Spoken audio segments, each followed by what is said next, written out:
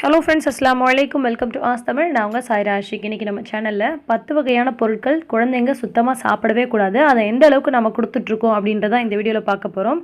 இன்றைக்கி இருக்கக்கூடிய பெற்றோர்கள் வந்து குழந்தைங்களுக்கு ஒரு விஷயம் பிடிச்சிருக்கு அப்படின்னு சொன்னால் அது நல்லதா கெட்டதா அப்படின்னு கொஞ்சம் கூட யோசிக்காமல் அதுக்கு கேட்டதெல்லாம் வந்து வாங்கி கொடுக்குறாங்க. ஷாப்பிங் மால்லாம் போகிறோம் அப்படின்னு சொன்னால் அவங்களே வந்து அவங்களுக்கு தேவையான சாக்லேட்ஸ், அவங்களோட தேவையான பிஸ்கட்ஸ்லாம் வந்து அவங்களே பர்ச்சேஸ் பண்ணுற மாதிரியான சூழ்நிலைலாம் வந்துருச்சு. அவங்க செலக்ட் பண்ணி வாங்கக்கூடிய பொருட்கள் பார்த்திங்கன்னா அவங்களுடைய நாவில் அவங்க ருசித்து வாங்கக்கூடிய பொருட்களாக இருக்காது. பெரும்பாலுமே அவங்க வந்து கண்களால் பார்த்து ருசிக்கக்கூடிய பொருட்கள், அதாவது விளம்பரங்களில் இதுக்கு இது ஃப்ரீ, இது கலர்ஃபுல்லாக இருக்கிறது, இந்த மாதிரியான பொருட்கள் தான் வந்து பெரும்பாலும் குழந்தைகள் செலக்ட் பண்ணுறாங்க. கடையில் பில் போடுற இடங்களில் கூட பாருங்கள், அந்த பில் போடுற இடத்த சுற்றி லாலிபாப்பு, சாக்லேட்டு, அந்த மாதிரி நிறைய அந்த கலர்ஃபுல்லான ஐட்டம், கலர்ஃபுல்லான சாக்லேட்ஸ்லாம் வந்து அடுக்கி வச்சுருப்பாங்க. ஏன்னா குழந்தைங்க அதை பார்த்தோன்னே அடம் பிடிச்சி கேட்பாங்க. ஸோ நம்மளும் வந்து அந்த இடத்துல தவிர்க்க முடியாமல் வாங்கி கொடுத்துருவோம். இதுக்காக தான் வந்து அந்த இடத்துல வைக்கிறாங்க. இதெல்லாம் இன்றைக்கி பிஸ்னஸில் இருக்கக்கூடிய ஒரு சாதாரணமான ட்ரிக்ஸு. பட் இன்றைக்கி நம்ம சேனலில் பார்க்க போகிறது என்னென்னு பார்த்தீங்கன்னா, குழந்தைங்களுக்கு நம்ம தரவே கூடாத 10 வகையான உணவுகள் தான் பார்க்க போகிறோம்.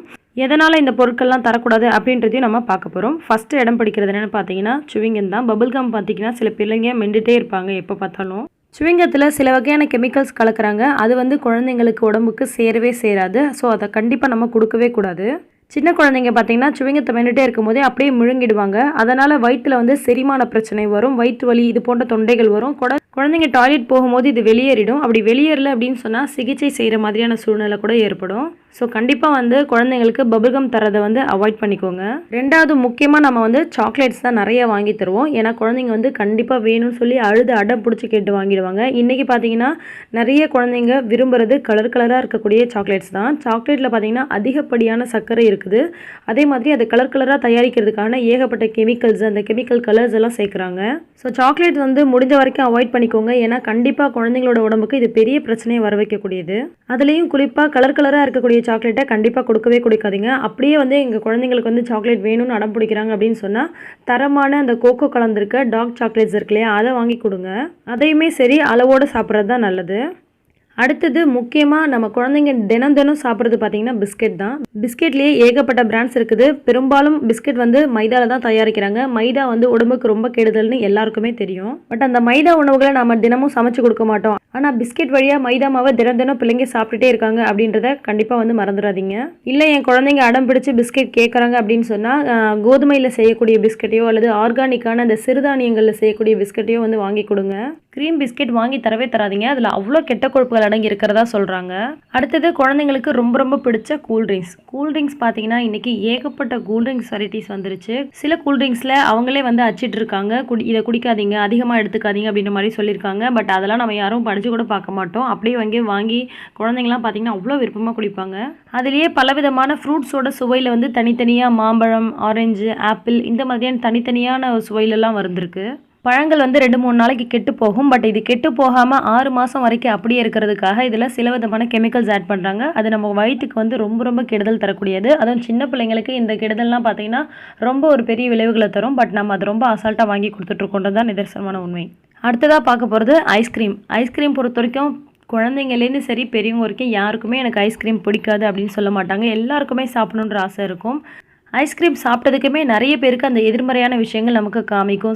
சளி பிடிக்கிறது, காய்ச்சல், தொண்டை வலி, வயிற்றுப்போக்கு, இந்த மாதிரியான பிரச்சனைகள் வந்து நமக்கு உடனே காமிக்கும். இதுக்கான ரீசன் என்னென்னு பார்த்தீங்கன்னா, அந்த ஐஸ்கிரீம் தயாரிக்கும்பொழுது அது தரமான தண்ணி இல்லாமல் ஏதோ கண்ட தண்ணியெல்லாம் யூஸ் பண்ணி இது செய்வாங்க. அதனால தான் நிறைய பேருக்கு இது ஒத்து போகிறதில்ல. ஒருவேளை உங்கள் குழந்தைங்க ஐஸ்கிரீம் வேணும்னு சொல்லி அடம் பிடிக்கிறாங்கன்னு சொன்னால் அதை வெளியில் வாங்கி தராமல் நீங்களே செஞ்சு கொடுங்க. அது செய்கிறது ரொம்ப ஈஸி தான். பால் ஆடையை நீங்கள் எந்த பழத்தோடு சேர்க்க போகிறீங்களோ, இப்போ மாம்பழம் செய்கிறீங்க, மாம்பழம் ஐஸ்கிரீம் செய்கிறீங்க அப்படின்னு சொன்னால் மாம்பழத்தோடைய அந்த பல்ப் எடுத்து அது கூட வந்து பாலாடை தேவையான அளவுக்கு இனிப்பு சேர்த்து அதை நல்லா அரைச்சி ஒரு ஏர்டைட் பாக்ஸில் போட்டு ஃப்ரீசரில் வச்சுருங்க. ஒரு 8 மணி நேரம் கழித்து நீங்கள் எடுத்திங்கன்னா உங்களுக்கு அதே மாதிரி ஐஸ்கிரீம் மாதிரி கிடைக்கும். ஸோ அதை நீங்கள் குழந்தைங்களுக்கு கொடுக்கலாம். இது உடம்புக்கு கெடுதல் தராது, இது வந்து சாப்பிட்றது நல்லது அப்படின்னு சொல்லி கொடுத்தீங்கன்னா அவங்களும் வந்து அதை விருப்பத்தோடு சாப்பிடுவாங்க. அடுத்தது குழந்தைங்க ரொம்ப விரும்பி சாப்பிடக்கூடிய பொருள், இது கண்டிப்பாக நம்ம வாங்கி தரக்கூடாது அப்படின்ற பொருள் என்னென்னு பார்த்தீங்கன்னா எண்ணெயில் பொரிச்ச பண்டங்கள். Samosa, pakoda, french fries, chicken fry, இந்த மாதிரியான பொருட்கள்லாம் வந்து குழந்தைங்க வெளியில் வாங்கி தரதை வீட்டில் செய்கிறத விட வெளியில் வாங்கி சாப்பிட்றத ரொம்ப விரும்புவாங்க. கண்டிப்பாக அதை கடையில் வாங்கி தராதிங்க. அது பார்க்க கலர்ஃபுல்லாக இருக்கணும் அப்படின்றதுக்காக அதில் வந்து கலர் ஆட் பண்ணுறாங்க. இது உடம்புக்கு கொஞ்சம் கூட நல்லது கிடையாது. அதுக்கப்புறம் பொரிக்கக்கூடிய எண்ணெய் பார்த்தீங்கன்னா ஒன்று வந்து பாமாயிலாக இருக்கும், இன்னொன்று பார்த்தீங்கன்னா மீண்டும் அதே எண்ணெயில் பொரிப்பாங்க. இப்போ நம்ம வீட்டில் ஒரு நாளைக்கு பொரிக்கிறோன்னு சொன்னால் மறுநாளைக்கு அதை வந்து சமையலுக்கு பயன்படுத்துகிறோம். ஆனால் இவங்க அப்படி இல்லாமல் தினம் தினம் அந்த பொரிச்ச எண்ணெயிலே வந்து அது காலியாகிற வரைக்கும் மறுபடியும் ஊற்றி பொரிச்சிட்டு இருப்பாங்க. ஸோ இது ரொம்ப கெடுதலுங்க. வயிறு வந்து ஒத்துக்கவே ஒத்துக்காது. உடனே வந்து நமக்கு அறிகுறி காட்டலைனா கூட கொஞ்சம் வயசாகும்பொழுது நமக்கு தேவையில்லாத பிரச்சனைகள்லாம் உடம்புல வந்து சேரும். எண்ணெயில் பொரிச்ச பண்டங்கள் சாப்பிடணும்னு ஆசைப்பட்றீங்கன்னா சுத்தமான கடலை எண்ணெயில் நீங்களே வீட்டில் பஜ்ஜி, போண்டா, வடை இந்த மாதிரி எதுனாலும் வீட்டில் நீங்களே செஞ்சு சாப்பிட்டுக்கோங்க. குழந்தைங்களுக்கும் செஞ்சு கொடுங்க. உடம்புக்கு எந்த அளவுக்கு வெளியில் வாங்குறது கெடுதல் அப்படின்றத உங்களுக்கு சொல்லி புரிய வைங்க, புரிஞ்சுப்பாங்க. அடுத்தது என்னன்னு பார்த்தீங்கன்னா கேக்கு. குழந்தைங்களுக்கு கேக்குன்னா உயிரே விடுவாங்க. அந்த அளவுக்கு கலர்ஸாக இன்றைக்கி ஏகப்பட்ட வெரைட்டிஸான கேக்ஸ் எல்லாம் வந்துருச்சு. குழந்தைங்க கூட இருக்கட்டும், நமக்கே பார்த்தீங்கன்னா கண்ணை பறிக்கிற மாதிரி அவ்வளோ டிசைன்ஸு, அந்த கேக்கில் அவ்வளோ வந்து ஷேப்ஸு, அது மாதிரி நிறைய வந்து டிஃப்ரெண்ட்டாக பண்ணி நம்மளையே வந்து கவர்றாங்க. அப்படின்னும் போது நம்ம குழந்தைங்க வந்து பார்த்த உடனே வந்து அதை ஆசைப்படுவாங்க சாப்பிடணுன்னு. கேக் சாப்பிட்றதுல எந்த பிரச்சனையும் கிடையாது. பட் கலராக இருக்கக்கூடிய கேக்ஸை மட்டும் நீங்கள் வாங்கி தராதீங்க. அப்படியே குழந்தைங்க விருப்பமாக கேட்குறாங்க அப்படின்னு சொன்னால் பிளெயின் கேக்கு, வால்நட் கேக்கு, ப்ளம்ஸ் கேக்கு, இந்த மாதிரியான ஒயிட் கலரில் இருக்கக்கூடிய கேக்ஸ் எல்லாம் நிறைய இருக்குது. இந்த கலராக இருக்குது இல்லைங்களா, அதை மட்டும் நீங்கள் தவிர்த்துடுங்க. சில குழந்தைங்களுக்கு ஸ்வீட்ஸ்னால் ரொம்ப பிடிக்கும். ஸ்வீட்ஸ்லேயுமே வந்து கெடுதல் இல்லாமல் கலராக இல்லாமல் அது மாதிரியான ஸ்வீட்ஸாக பார்த்து வாங்கி கொடுங்க. பாலில் செய்யக்கூடிய ஸ்வீட்ஸு, நெய்யில் செய்யக்கூடிய ஸ்வீட்ஸு, இந்த மாதிரியான ஸ்வீட்ஸை நீங்கள் செலக்ட் பண்ணி வாங்கி கொடுங்க. அடுத்தது ரொம்ப முக்கியமானது, இதை மட்டும் கொடுக்கலனா என் குழந்தை அழுது அடம் பிடிச்சி பெறலுவான் அப்படின்ற மாதிரியெல்லாம் கூட இருக்கும். அது என்னென்னு பார்த்தீங்கன்னா இந்த பேக்கெட்ஸில் வரக்கூடிய சிப்ஸு.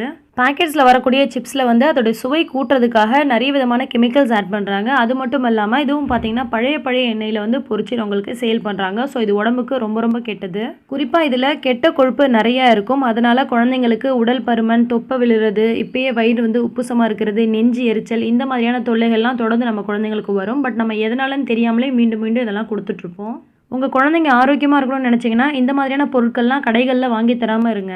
அப்படியே உங்கள் குழந்தைங்களுக்கு ரொம்ப பிடிச்சிருக்கு, சாப்பிடணும்னு ஆசைப்படுறாங்க அப்படின்னு சொன்னால் உருளைக்கிழங்கு, மரவள்ளிக்கிழங்கு, பாவக்காய், பலாக்காய், வெண்டைக்காய், இந்த மாதிரியான பொருட்கள்லாம் வந்து நீங்களே வந்து சுத்தமான கடலை எண்ணெயில் வறுத்து அது மேலே உப்பு, மிளகுத்தூள், மஞ்சத்தூள், மிளகுத்தூள் இதெல்லாம் சேர்த்து கொடுங்க. உடம்புக்கு ரொம்ப நல்லது, நல்ல டேஸ்ட்டாகவும் இருக்கும், ரொம்ப ஹெல்த்தியாகவும் இருப்பாங்க. லாஸ்ட்டாக நம்ம பார்க்க போகிற பொருள் நமக்கு தெளிவாகவே தெரியும் இது கெடுதல்னு. அப்படி இருந்துமே குழந்தைங்களும் விரும்பி சாப்பிட்றாங்க, நம்மளும் அதை வந்து செஞ்சு கொடுத்துட்ருக்கோம். அது என்னென்னு பார்த்தீங்கன்னா நூடுல்ஸ் தான். நூடுல்ஸ் வந்து முழுக்க மைதாவில் செய்யக்கூடிய ஒரு உணவு பண்டங்க. ஸோ மைதா கொடுக்கக்கூடாது அப்படின்றது நிறைய பேருக்கு தெரியும். அதே மாதிரி அதில் வரக்கூடிய அந்த மசாலா பேக்கெட்டில் பார்த்தீங்கன்னா சுவையை வந்து கூட்டுறதுக்காக சில கெமிக்கல்ஸ்லாம் சேர்க்குறாங்க. அதில் உடம்புக்கு ரொம்ப கெடுதல் தரக்கூடிய கெமிக்கல் பார்த்தீங்கன்னா மோனோசோடியம் குளோமேட் அப்படின்ற கெமிக்கல் வந்து கலக்குறாங்க. ஸோ இதை கண்டிப்பாக நீங்கள் சாப்பிடவே கூடாது. அது மட்டும் இல்லாமல் இந்த நூடுல்ஸ் செரிக்கிறதுக்கு 2லேருந்து 3 நாட்கள் ஆகும் அப்படின்னு சொல்கிறாங்க. பொதுவாகவே நம்ம சாப்பிடக்கூடிய சாப்பாட்டில் இருக்கக்கூடிய சத்தை வந்து நம்ம உடல் உறுப்புகள்லாம் உறிஞ்சிக்கிட்டு அந்த கழிவுகளை வெளியில் தள்ளிடணும். இந்த மாதிரி 2-3 நாட்கள் வந்து வயிற்றுக்குள்ளே இருக்கிறது மூலிமா எந்த விதமான கெடுதல்லாம் ஏற்படும் அப்படின்றத நீங்களே புரிஞ்சுக்கோங்க. என் குழந்தை நூடுல்ஸ் இல்லாமல் சாப்பிட மாட்டேங்குது அப்படின்னு நினச்சிங்கன்னா இப்போ வந்து கடைகளில் உங்களுக்கு கோதுமையில் செய்யக்கூடிய நூடுல்ஸ் எல்லாம் விற்குது. மில்லட்ஸ்லாம் கூட சேர்த்து இப்போ வந்து நமக்கு நூடுல்ஸ் மாதிரி ரெடி பண்ணி தராங்க. ஸோ அந்த மாதிரியான பொருட்களை வந்து வாங்கி நீங்கள் வேக வச்சு எடுத்து அதுக்கப்புறமா நீங்கள் வந்து காய்கறிலாம் சேர்த்து போட்டு நீங்கள் நூடுல்ஸ் செஞ்சு கொடுக்கலாம். அது உடம்புக்கு நல்லது. ஸோ குழந்தைங்களுக்கு ரொம்ப பிடிச்ச 10 விதமான உணவுகள், அதை நம்ம தரக்கூடாது, அது ஏன் தரக்கூடாது அப்படின்ற விஷயத்தை நம்ம இந்த வீடியோவில் பார்த்தோம். இந்த வீடியோ உங்களுக்கு பிடிச்சிருந்துச்சு, யூஸ்ஃபுல்லாக இருந்துச்சுன்னா மற்றவங்களுக்கும் ஷேர் பண்ணுங்கள். நிறைய பேருக்கு இது யூஸ்ஃபுல்லாக இருக்கும். இது போல் யூஸ்ஃபுல்லான டிப்ஸ் அண்ட் ரெசிபிஸ் உடனுக்குடன் தெரிஞ்சுக்க ஆஸ் தமிழ் சேனலை சப்ஸ்கிரைப் பண்ணுங்கள். எல்லா புகழும் இறைவனுக்கே. நன்றி.